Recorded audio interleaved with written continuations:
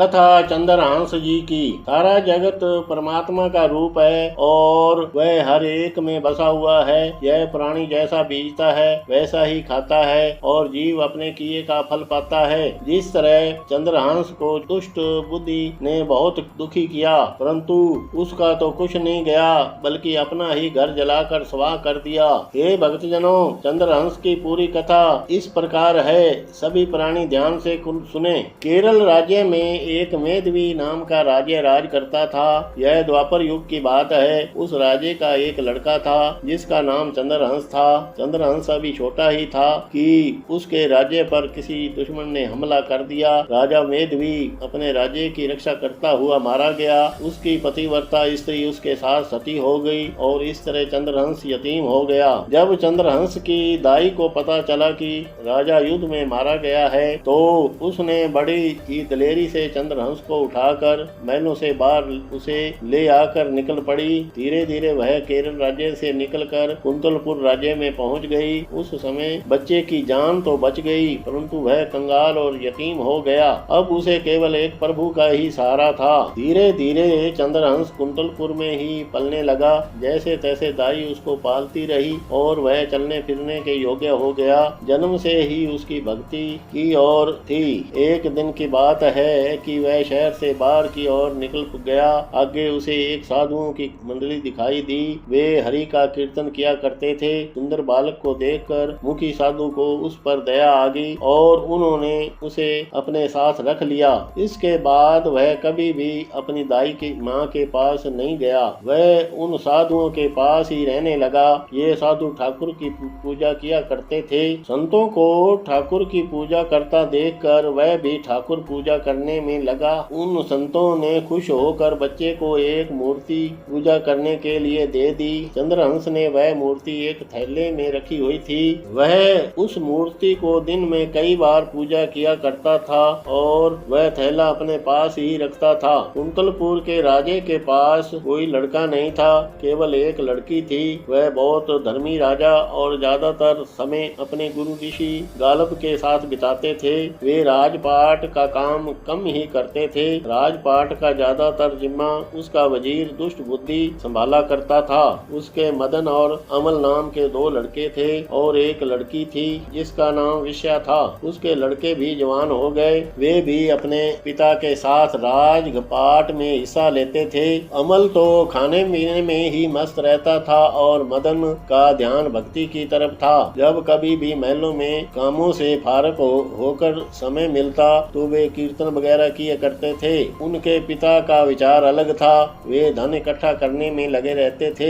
उसके मन की इच्छा थी कि कुंतलपुर का राज्य उसके हाथ में आ जाए। एक दिन की बात है कि एक दिन मदन मोहन ने अपने घर में ही एक ब्रह्म भोजन का आयोजन किया। दूर दूर से ब्राह्मणों और संत लोग भोजन करने के लिए आए। वह मंडली भी भोजन खाने के लिए आई जिस मंडली के साथ चंद्रहंस रहते थे। जब ये मंडली भोजन खा रही थी तो कुदरती ही दुष्ट बुद्धि भी उधर आ गया। उसने आकर संतों से पूछा और कोई सेवा महात्मा जन? तो संतों ने आगे से जवाब दिया कुछ नहीं और हंसने लगे। उन्हें हंसता देखकर वजीर ने इनका कारण पूछा तो मुनि जी कहने लगे मैं हंसा इसलिए हूँ कि यह जो मेरे पास लड़का बैठा है यह लड़का आगे चलकर इसी राज्य का मालिक और इसी राज्य का दामाद बनेगा। परमात्मा की लीला बेअंत है इसलिए मुझे हंसी आ गई। संतों के मुख से ये वचन सुनकर मानो वजीर की तो जैसे सांस ही फूल गई और उसके दिल में खा गई, क्योंकि वजीर तो कुंतलपुर और उसके अधीन राज्यों को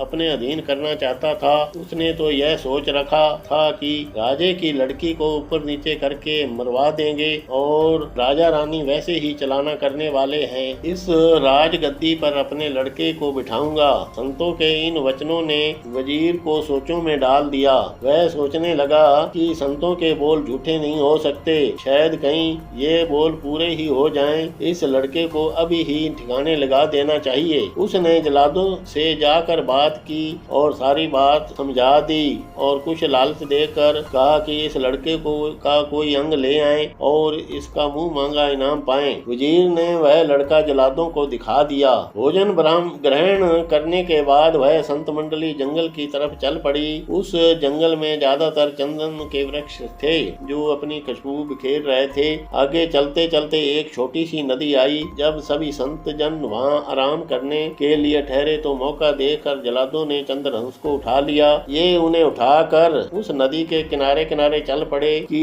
इसे मारने के बाद यहाँ हाथ मुंह धो लेंगे। जो पापी होता है वह पाप करने से नहीं डरता। अब तो चंद्रहंस को पूरा यकीन हो गया कि ये मुझे मार कर ही रहेंगे। तो चंद्रहंस ने उनसे कहा, आप मुझे क्यों मार रहे हैं? तो आगे से जल्लादों ने कहा, हमारी तुम्हारे साथ कोई दुश्मनी नहीं है, तुम्हें राजे का वजीर मरवा रहा है। चंद्रहंस ने दोबारा कहा, वह मुझे क्यों मरवा रहा है? क्योंकि वह कुंतलपुर का राज्य हड़पना चाहता है। हमने हुक्म का पालन करना है और बस इतना ही हमारा काम है। चंद्रहंस प्यार से कहने लगा कि आप मुझे मार देंगे तो मैं तो आपके हाथ नहीं पकड़ सकता। मैं मरने से पहले आपके आगे एक विनती करना चाहता हूँ कि मुझे ठाकुर की पूजा कर लेने दो। उसकी यह बात जल्लादों ने मान ली। चंद्रहंस ने थैले में से ठाकुर को निकाला, फूल पत्ते आदि लाकर उसकी सेवा की और विनती करने लगे कि हे प्रभु, मुझे बचा लो, मुझ पर दया करो। चंद्रहंस ने प्रभु के आगे विनती की और उसकी विनती प्रभु ने सुन ली, जिस कारण जल्लाद कुछ ठंडे हो गए। वे सोचने लगे कि हम बालक को नहीं मारते, यहीं छोड़कर चले जाते हैं, कोई शेर वगैरह इन्हें खा जाएगी और पाप भी हम पर नहीं लगेगा। उन्होंने उसके पैर की उंगली देखी, एक पैर की 6 उंगली थी। निशानी के लिए उन्होंने एक पैर की उंगली काट ली और जल्लाद उन्हें वहीं छोड़कर चले गए। उंगली काटने से बहुत दर्द और खून बह रहा था। वह प्रभु की आराधना करने लगा और धीरे धीरे खून और दर्द बंद हो गया। वह वहीं भक्ति करने में लग गया। वह मन ही मन में प्रभु का पर खुश हो रहा था कि उन जल्लादों ने मुझ पर अच्छी दया की है। एक कुलविंदर नाम का राजा शिकार की तलाश में घूमता फिरता इधर आ गया। वह चंद्रपुर राज्य का राजा था। वह इधर आकर क्या देखता है कि इतने घने जंगल में एक बच्चा हरि के गुण गा रहा है। उसने अपना घोड़ा उसी तरफ ही मोड़ दिया। वह घोड़े से उतरकर उस लड़के के पास आ गया। अपने सामने बच्चा देखकर राजा सोचने लगा कि शायद परमात्मा को यही मंजूर था। उस राजे की कोई औलाद नहीं थी। अपने पास किसी पुरुष को आते देखकर चंद्रहंस ने गुणगान बंद कर दिया। बच्चे को जंगल में अकेला देखकर राजा भाविक हो गया। राजे ने चंद्रहंस को अपने गले में लगा लिया और प्यार दुलार करने लगा। चलो पुत्र, घर चलते हैं। उस राजे ने बच्चे का कोई आगा पीछा न देखा और अपने महल में ले आया। जब उसकी रानी ने सुंदर बालक को देखा तो वह बहुत खुश हुई। राजे ने अगले ही दिन सारे शहर में ढिंढोरा पिटवा दिया कि राजा कुलविंदर एक लड़के को गोद ले रहे हैं। सारे शहर में दीपमाला की जाए और हर घर में खुशी मनाई जाए। सारे शहर वासियों के लिए भंडारे का आयोजन किया गया। आज एक यतीम लड़का प्रभु की कृपा से दोबारा राजकुमार बन गया। राजे ने उस लड़के को पढ़ाना शुरू कर दिया। धीरे धीरे राजकुमार जवान हो गया। उन्होंने छोटे छोटे राज्यों को जीत कर चंद्रपुर के राज्य में को बढ़ाना शुरू कर दिया। धीरे धीरे पापी आत्मा दुष्ट बुद्धि को पता चल गया कि चंद्रपुर का राजा एक जंगल में से लड़का लेकर आया है और उसे अपना उत्तरदायी बनाया है। वह लड़का बहुत ही बुद्धिमान है। किसी बहाने दुष्ट बुद्धि चंदनपुर आ गया। क्योंकि चंदनपुर की रियासत कुंतलपुर के अधीन थी, वह उनको कर दिया करता था। राजे कुलविंदर ने वजीर का बहुत सत्कार किया।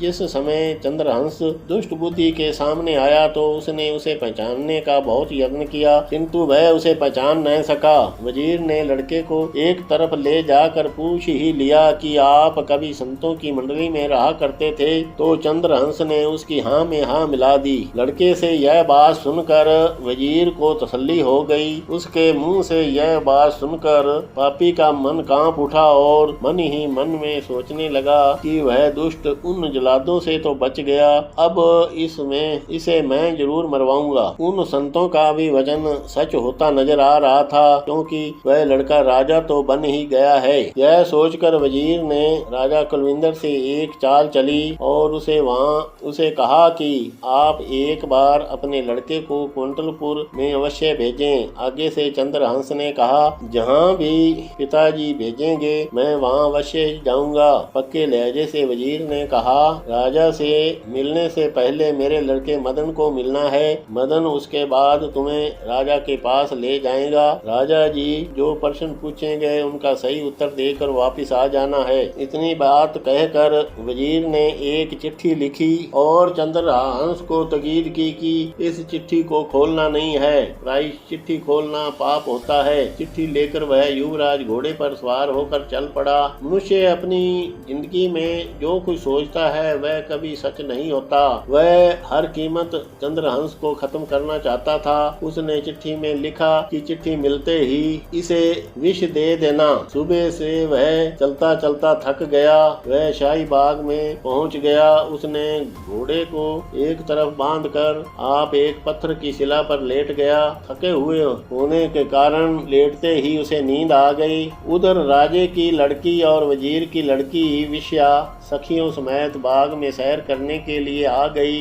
जब उन्होंने वहां चंद्रहंस को सोया हुआ देखा तो वे कई तरह की बातें बनाने लगी। जब उन्होंने उसकी पगड़ी के ऊपर चिट्ठी टंगी हुई देखी तो उन्होंने वह चिट्ठी धीरे से खींच ली और उस चिट्ठी को पढ़ने लगी। वह चिट्ठी उसके पिता की लिखत थी और उसका नाम था। उस चिट्ठी पर लिखा था कि यह चिट्ठी मदन को मिले और इसे विष दे देनी। जब विष्या ने यह पढ़ा तो वह घर की तरफ दौड़ गई और सोचने लगी कि यह तो मेरा पति होना चाहिए। उसने घर पहुंचकर जहाँ विष लिखा हुआ था वहाँ उसने विष्या दे देनी लिख दिया और उसके उठने से पहले ही वह चिट्ठी उन्होंने उसकी पगड़ी में रख दी जिस तरह वह चिट्ठी पहले रखी हुई थी। जब वे चिट्ठी पगड़ी में रख कर पीछे हटने लगी तो चंद्रहंस की नींद टूट गई और वह उठ बैठा। अपने पास इतनी लड़कियां देखकर वह हैरान हो गया। उसके बाद वह एक दूसरे को देखने लगे। किसी ने भी एक दूसरे से कोई बात तक नहीं की। विष्या काफी समय चंद्रहंस की तरफ देखती रही और वह दौड़कर अपने घर की तरफ चली गई। चंद्रहंस ने उठकर हाथ मुंह धोए और वह मदन के पास चले गए। वह चिट्ठी भी उसने मदन को जाकर दे दी। जब मदन ने वह चिट्ठी खोलकर पढ़ी तो चिट्ठी पढ़ते ही उसे बहुत खुशी हुई। उसने रातों रात विष्या और चंद्रहंस का विवाह की तैयारी शुरू कर दी। दूसरे दिन विष्या और चंद्रहंस का विवाह हो गया। वे महल में खुशी खुशी रहने लगे। भगवान के दस्तूर निराले होते हैं। चंद्रहंस आया तो मरने था, उन्हीं ने कुछ और ही कर दिया और उसका विवाह हो गया। तीसरे दिन जब दुष्ट बुद्धि कुंतलपुर आए तो शहर के बाहर ही लोग उसे विवाह की बधाइयां देने लगे कि आपकी लड़की का विवाह हो गया है। जब वह घर पहुंचे तो चंद्रहंस घर के मालिक बने हुए थे और रंगीले पलंग पर बैठे हुए हैं। उसने उसे ससुर समझकर उसके पैरी हाथ लगाया। उसने किसी भी परिवार के मेंबर को कुछ भी नहीं कहा। वह उसे अब भी मारने की सोच रहा था। उसने यह भी सोचा कि चंद्रहंस को मारने से मेरी लड़की रंडी हो जाएगी। उसके सिर पर तो राजा बनने का ही भूत सवार था। वह अब भी नहीं उतरा था। वह उसी समय जलादों के पास गया और उन्हें कहने लगे कि तुम्हें 1000 मोहरें दूंगा अगर तुम उस लड़के को मार दोगे। 500 मोहरें उसने पेशगी दे दी और जगह भी बता दी कि जब भी यह भवानी मंदिर में मत्था टेकने के लिए जाए उसे उसी समय मौत के घाट उतार दिया जाए। घर आकर उसने चंद्रहंस को कुछ सामग्री देकर कहा कि पुत्र, हमारा रिवाज है कि शाम को भवानी माँ की पूजा के लिए केवल तुम ही मंदिर में जाओगे। यह मंदिर पहाड़ों और जंगल के बीच में है। चंद्रहंस ने कोई शक न किया। उसने दोनों हाथ जोड़कर उत्तर दिया और कहने लगा, जिस तरह आप का हुक्म हो, मैं आज शाम को ही मंदिर में होकर आऊंगा। जब वह सामग्री लेकर मंदिर में जाने ही वाला था कि इतने में रास्ते में उसका साला मदन वहां आ गया और कहने लगा कि आपको राजे ने बुलाया है। यह सामग्री मंदिर में मैं भेंट करके आता हूँ। जब मदन सामग्री लेकर मंदिर में भेंट करने लगे तो जलादों ने बिना देखे ही उन पर वार कर दिए और उन्हें काट कर मंदिर से बाहर फेंक आए। जलाद दौड़कर वापिस आए कि बकाया 500 मोहरें वापिस वजीर से वसूल करें। किस्मत का सितारा देखो, जैसे जैसे वजीर चंद्रहंस को के साथ गुप्त दुश्मनी कर रहा था उसी तरह राजकुमार ऊंचाइयों को को छू रहा था। जब चंद्रहंस राजे के पास पहुँचे तो राजे ने बड़े प्यार और इत्मीनान के साथ कहा, पुत्र तुम्हें देखकर मुझे बहुत खुशी हुई है कि परमात्मा ने अपने आप ही तुझे हमारे पास भेज दिया है। मेरी लाडली मेरी लड़की जवान है, मुझे इसकी दिन रात चिंता लगी रहती है कि इसके साथ कोई योग्य वर मिल जाए। प्रभु की कृपा से आप ही हमारे राज्य में आ गए। राजकुमारी के साथ आपका विवाह किया जाता है। कुछ समय बाद वजीर भी वहाँ आ गया। चंद्रहंस को वहाँ पाकर उसके पैरों से जमीन खिसक गई और उसने राजकुमार से पूछा, बेटा मदन कहाँ है? आगे से चंद्रहंस ने कहा, जी वह तो भवानी माँ के मंदिर में गया हुआ है। इतना सुनते ही वह भवानी मंदिर की तरफ दौड़ पड़ा। उसे जाते समय किसी ने भी उस तरफ ध्यान नहीं दिया।